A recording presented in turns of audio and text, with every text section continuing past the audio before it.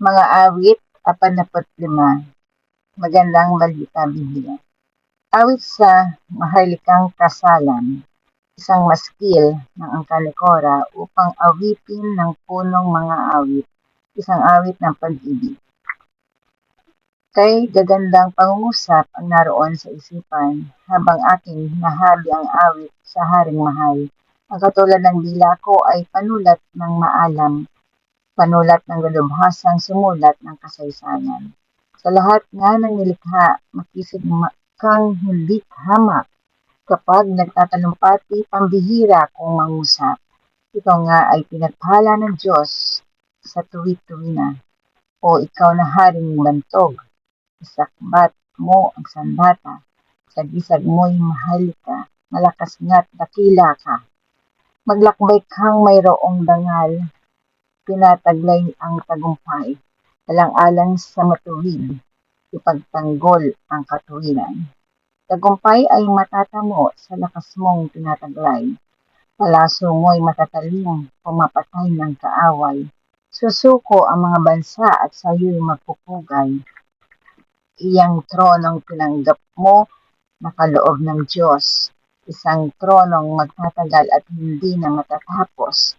Matuwid kang maghahari sa bansa mong nasasakop, katarungay iyong mahal sa masamay namumuhi. Kaya naman ang iyong Diyos, tanging ikaw ang pinili, higit sa sinumang hari, kagalakang tanging-tangi. Sa damit mo'y nalalanghap 3 uri ng pabango, mira, alo, saka kasya, nabuhat sa ibang dako. Inaaliw ka ng tugtog sa garing na palasyo mo. O kay gagandang prinsesa ang katulong na dalaga. Samantalang sa kanan mo nakatayo yaong reyna. Palamutigin tong gantay sa damit na suot niya. O kabiyak nitong hari, ang payo ko'y ulinigin. Ang lahat mong kamag-anak at ang madla ay limutin. Sa taglay mong kagandahan, ang hari ang paibigin.